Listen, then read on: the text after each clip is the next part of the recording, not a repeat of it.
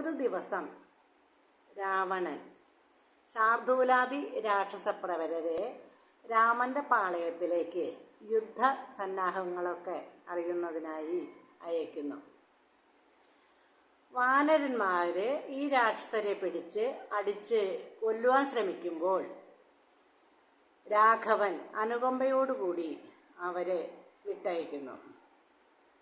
അവരും രാവണന്റെ അടുത്ത് വന്ന് ശുകശാരണരെ പോലെ തന്നെ സീതയെ രാമന് നൽകി രാക്ഷസ കുലത്തെ രക്ഷിക്കുവാൻ അപേക്ഷിക്കുന്നു.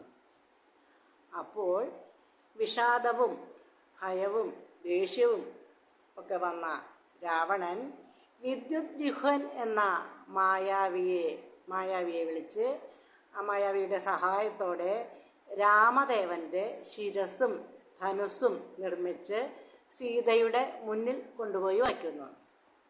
ഇതു കണ്ട സീതാദേവി മോഹാലസ്യപ്പെട്ട് വീഴുന്നു.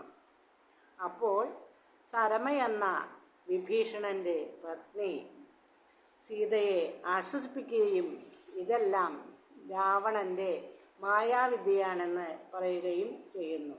മാത്രമല്ല 4 ദിവസത്തിനകം ശ്രീരാമൻ രാവണനെ വധിക്കുമെന്നും പറഞ്ഞ് സീതാദേവിയെ ആശ്വസിപ്പിക്കുന്നു. ഹരി ഓം. എല്ലാവർക്കും നമസ്കാരം.